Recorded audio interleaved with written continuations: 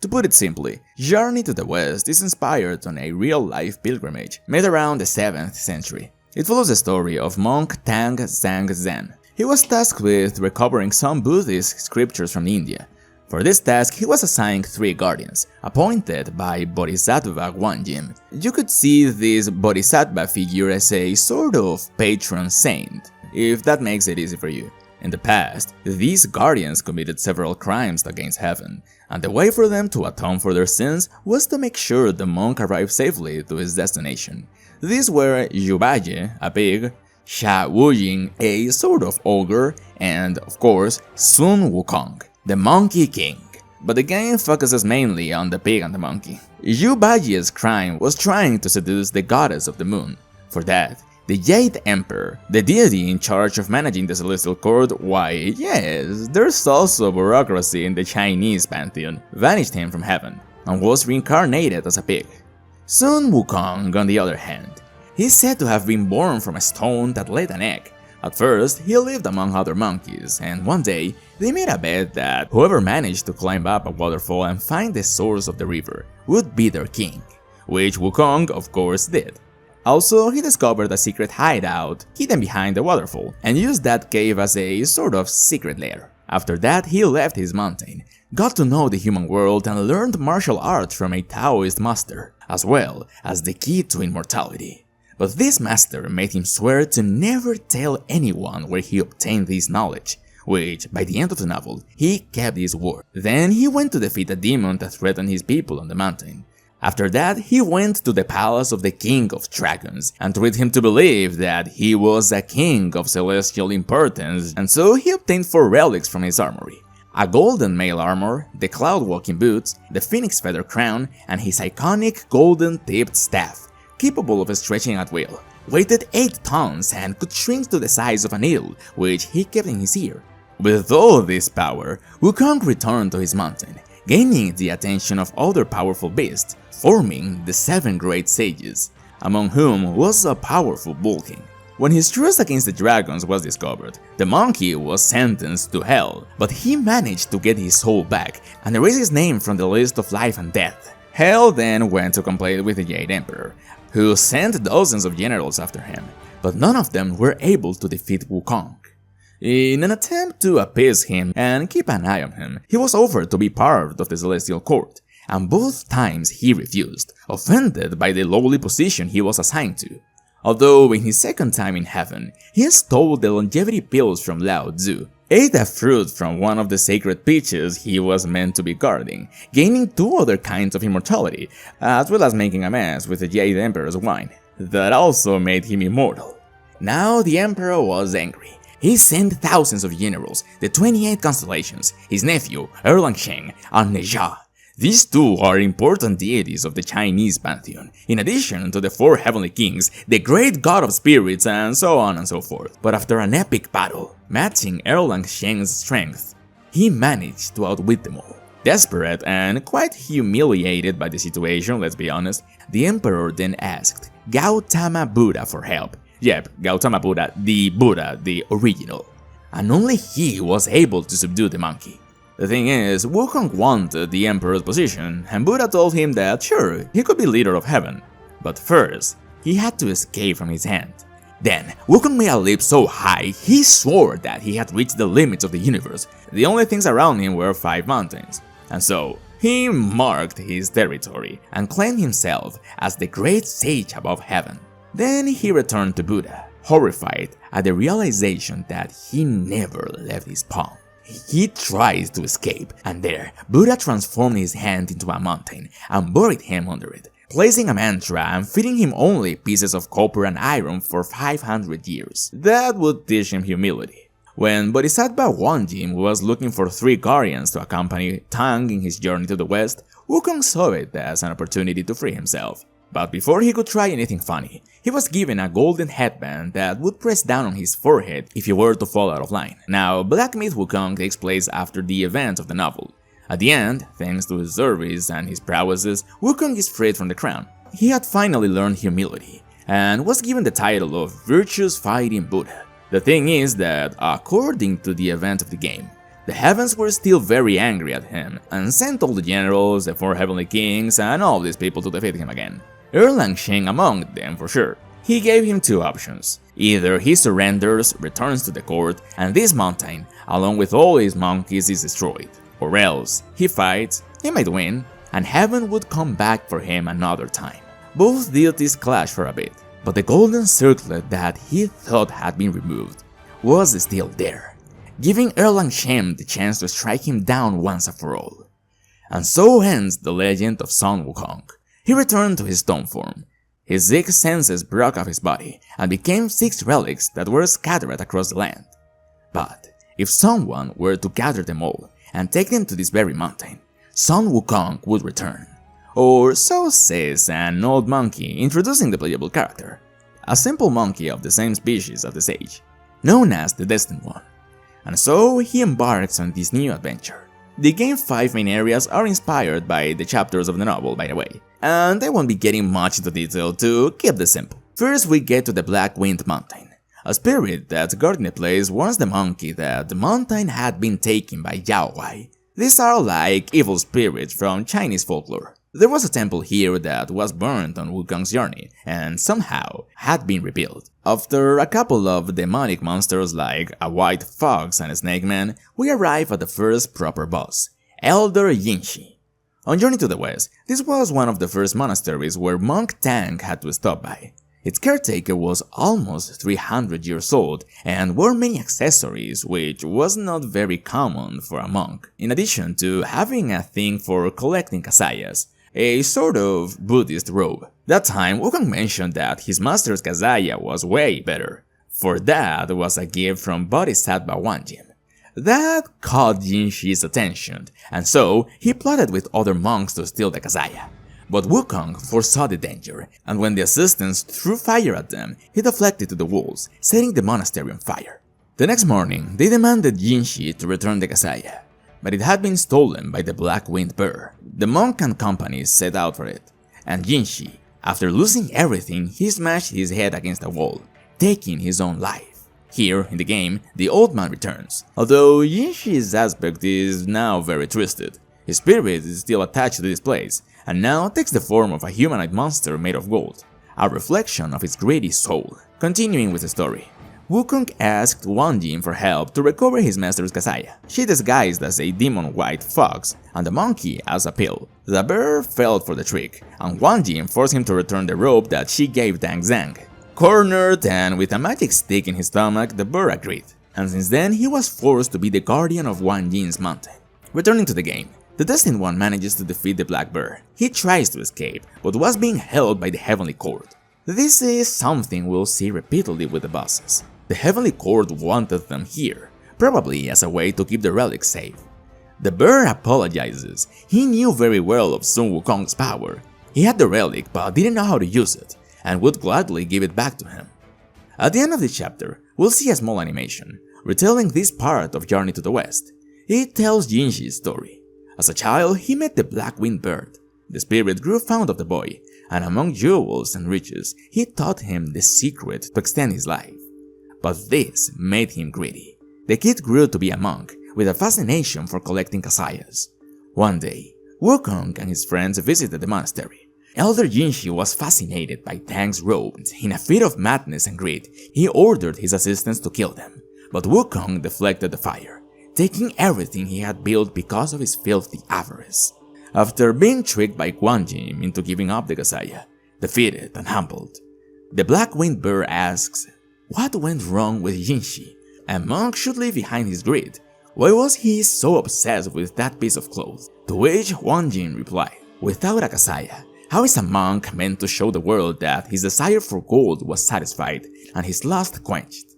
It was all a matter of appearances, showing the world that he was more virtuous than the rest. A story as old as time, of how greed and desire, the urge for wanting more and always more, led a man who had everything in his life to ruin, and not even immortality was enough for him. The second chapter continues in a more arid area, with a headless person telling the stories of Sun Wukong, while our monkey laid pierced in the ground by multiple arrows. This bard lends us a hand, vanishing his wounds. He then faces a few Yaoi that were serving a tiger. In the novel, Tang's group encounters a similar foe who served the Demon King of the Yellow Ridge, who sought to kidnap the monk to eat his flesh. I forgot to mention that, but in the book, Tang's flesh is magical, so basically all the demons want to devour him to be immortal. During their encounter, this tiger manages to escape from Wukong's, taking the monk with him, using a stone decoy as distraction, just as it happens here in this fight. The boss of this area is the so-called king, holding the head of a statue. Some time ago, he used to be a marten, a yellow-necked rodent that tried to steal some candles from atop of a mountain. These candles belonged to Buddha and he caught him. But is that Lingji intervened and appealed for the creature to be forgiven. The rodent then gained human form through the study of Taoist arts and took over this cape, claiming himself as the Yellow-Winged Demon. The Tiger Vanguard was one of his servants, which Wukong faced and is later defeated by Yubaye. That's the reason why the tigers we face here are descendants of the original Vanguard tiger. That time, Wukong asked Lingji for help. He told them that first he has to get the rat out of the cave, and so he lured him out. Then Lingji caught him and brought him back to the mountain. Upon defeating this boss, the demon releases the head. It turned out to belong to the spirit, which, in fact, is Bodhisattva Lingji. He explains that when the great sage fell, this rat got hold of one of the relics and fled the mountain, taking his head in the process, to then return to the same cave. At the end of the chapter, we see a very neat animation made in stop motion. It shows a man climbing up a mountain and finding a white fox with an injured leg. He helps the creature and takes some rest next to him in a cabin that night. The next morning, the fox turned out to be a woman, and we see a montage of them forming a family and growing old together. After many years, the man returns home to a gruesome scene. His wife had returned to her wild state. The spirit used him all these years to fed off his emotions. But then the man wakes up. It was just a nightmare, and either in a fit of paranoia or to avoid a self-fulfilling fate, he ends up killing the poor fox and uses its fur as a scarf, returning to his bed. The lesson here, I understand, is about how the wild world and the human world must remain separate, and that both things should not intermingle, know their limits and live within them. How all things must be in balance, be it spirits and mortals, the wild world and the civilization, or Buddhas and Yaois. Okay, I get the whole yin and yang philosophy and the purity of nature, but the fox thing was a bit harsh, don't you think? Anyways, in the next chapter, the Destined One arrives at a snowy mountain. Here, a white bird with a man's head guides us to a temple in the middle of a frozen lake. The relic was just there, and the guardian was nowhere to be seen. It was a trick. The monk who guarded it was a child, or had an appearance very similar to the Laughing Buddha. He sends a white dragon to stop us, vanishing the temple behind. A dive into Himalayan cold water and more level later, the monkey encounters the same dragon, this time in the form of a woman, talking to someone inside some symbols. This lady, or well, dragon, is one of the 28 constellations, one of those that Wukong defeated before. The Kang Yin Star.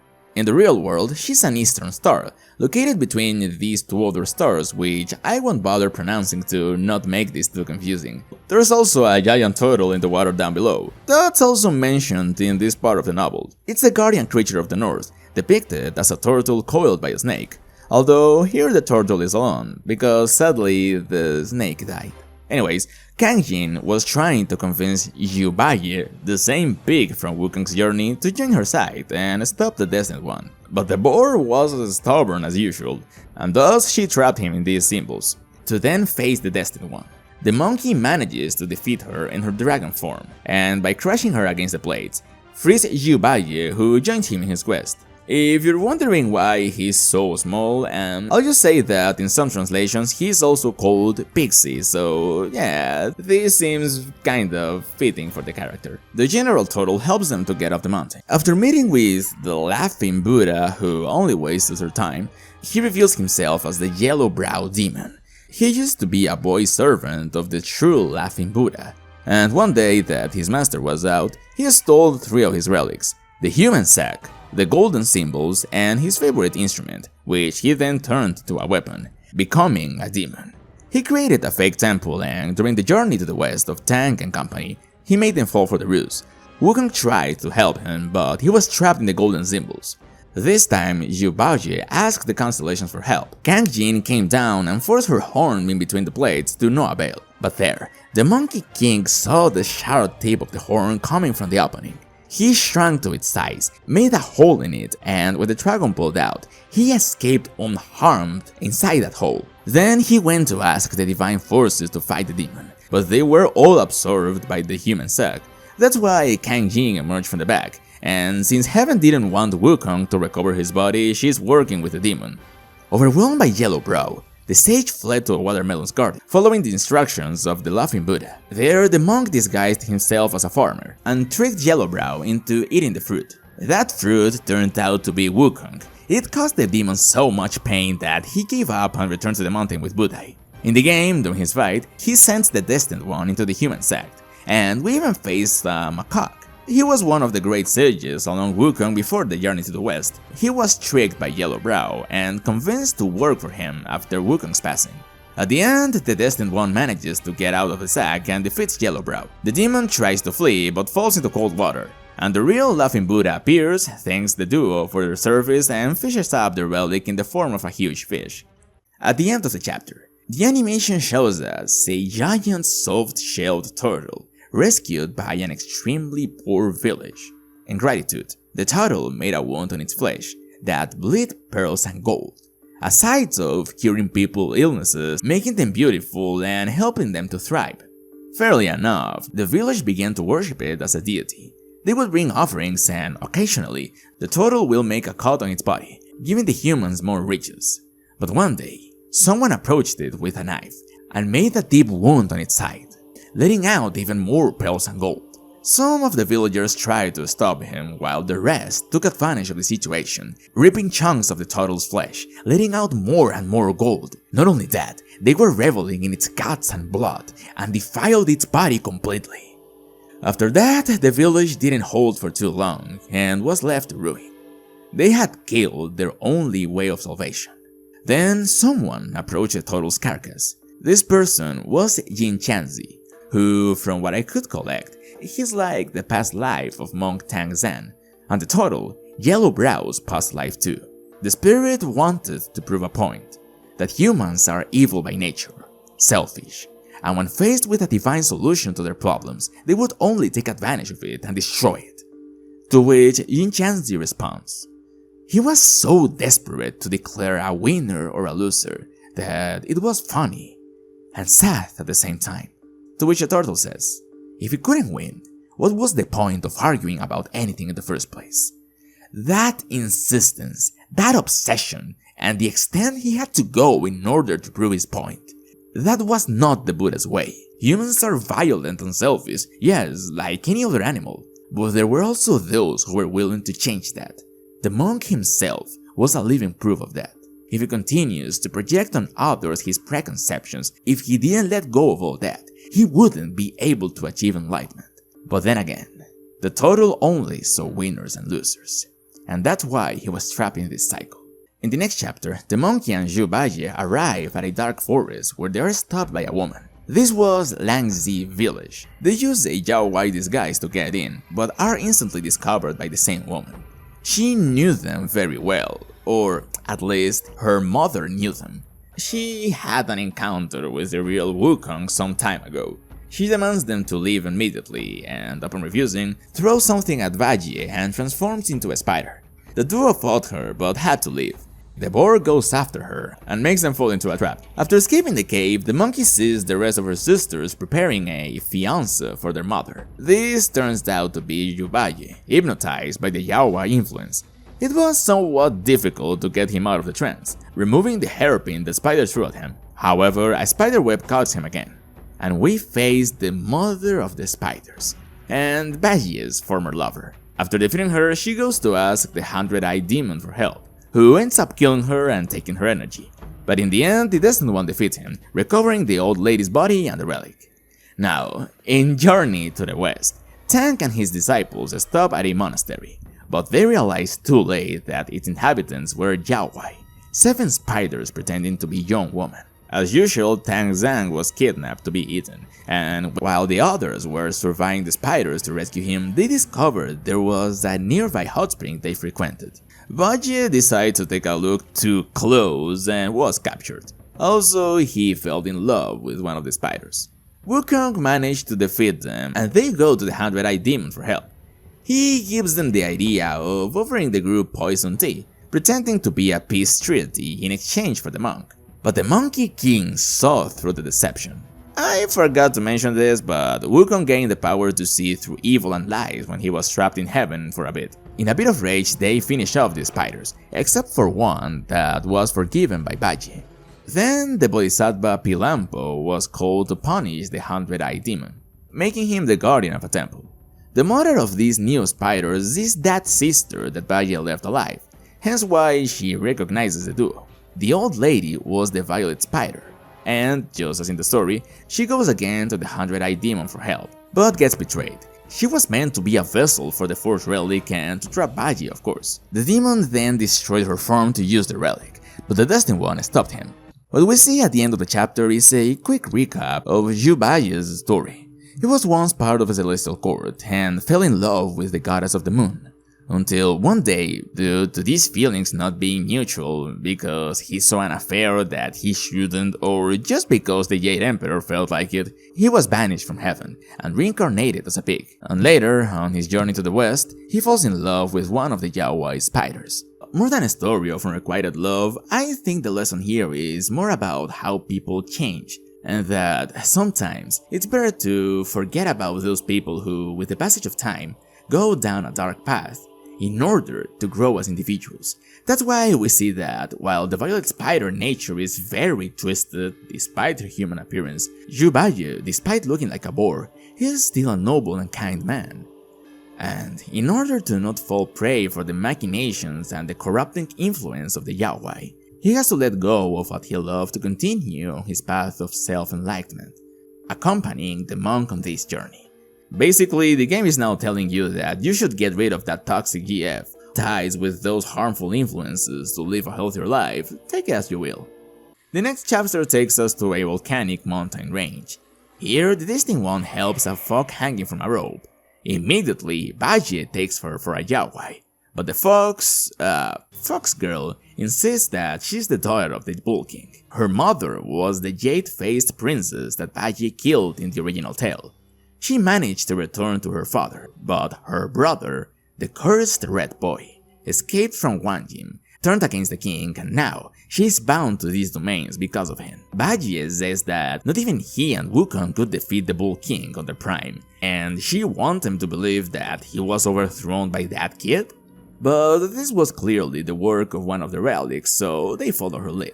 The girl says there's a deity here who perhaps they could ask for help, and might even convince her stepmother, the actual bull's wife, to lend them her fan, but she wasn't that lucky, and the keeper of the mountain vanished her from their sight. But Zhu Bai disguised himself as the Princess Iron Fan to find out where the relic was, and so we face the Guardian. In the tale, when Wukong trashed the Celestial Palace, he dropped some bricks from Lao Tzu's bull furnace.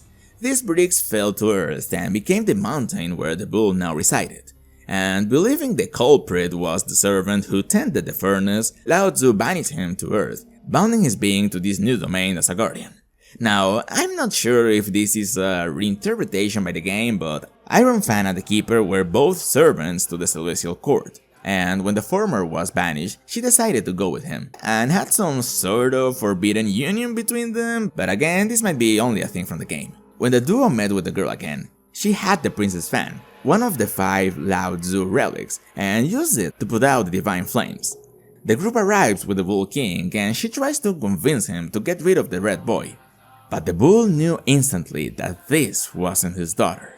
It was the damned Red Boy.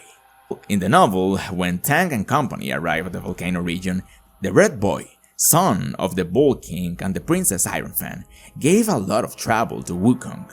aside of using the exact same trick of pretending to be hanging from a tree. Not even when the Monkey King assured him that he and his father were good friends was enough to stop him from his goal to devouring the monk's flesh. In the end, he had to call Wang Jin, who was very furious when she found out the body imitated her form for a moment. Wukong lured him near his empty shrine, and upon seeing the lotus throne of the Bodhisattva, he sat there, mocking her pose. Then he was impaled by blades on both sides, putting an end to his rampage, being forced to surrender and to become a disciple of Wang Jin.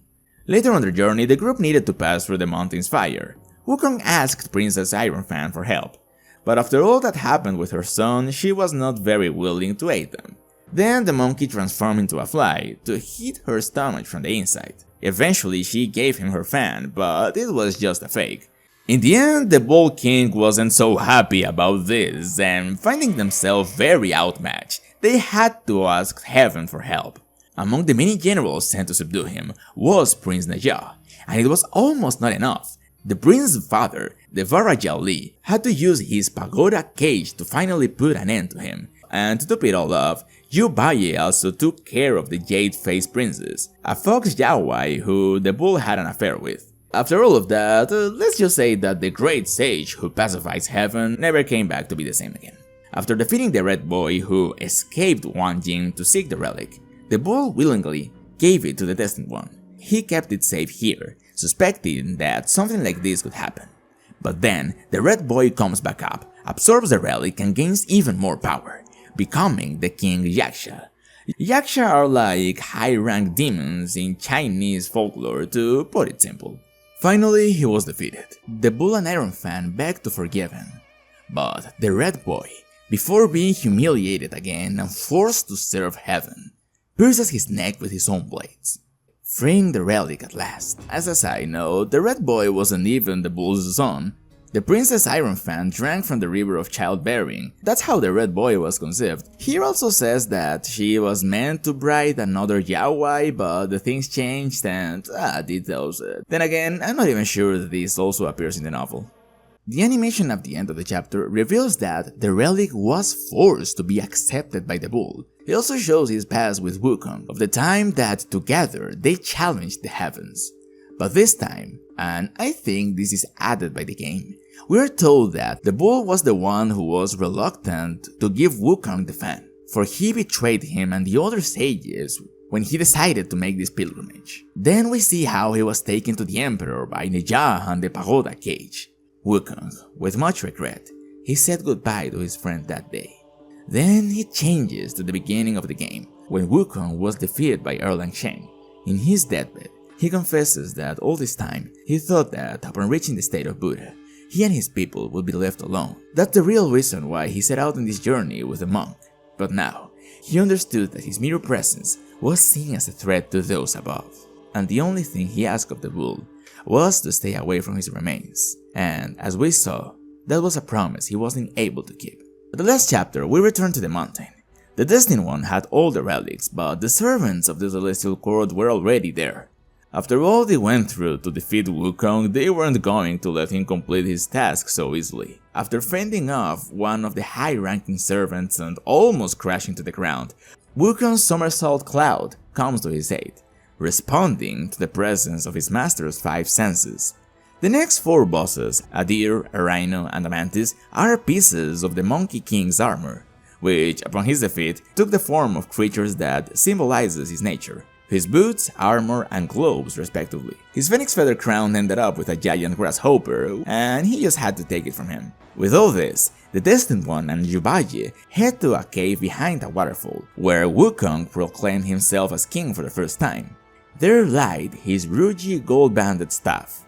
At last, we return to the stone egg the great sage left. The old monkey was waiting for our return. He touches a rock and shows us Wukong's memories and all that he learned during his journey to the west.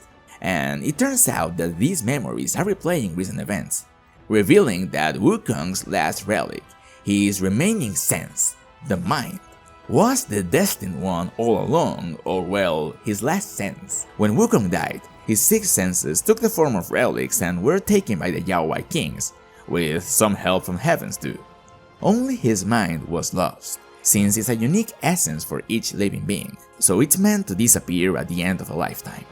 The Wukong that you Bayo once knew will not come back, but this vessel will be the one carrying his name and legacy. Lastly, Wukong left behind a soulless husk, stripped of its 6 senses, a stone monkey that must be defeated to finally free its true form. But if we only do this, in the ending, we see a golden circlet forming around his head. This means that the monkey is still bounded by heaven's control. What now, if we do a couple of side quests, we may find Erlang Sheng in the final stretch of the game, in a battle quite similar to the one seen in the book.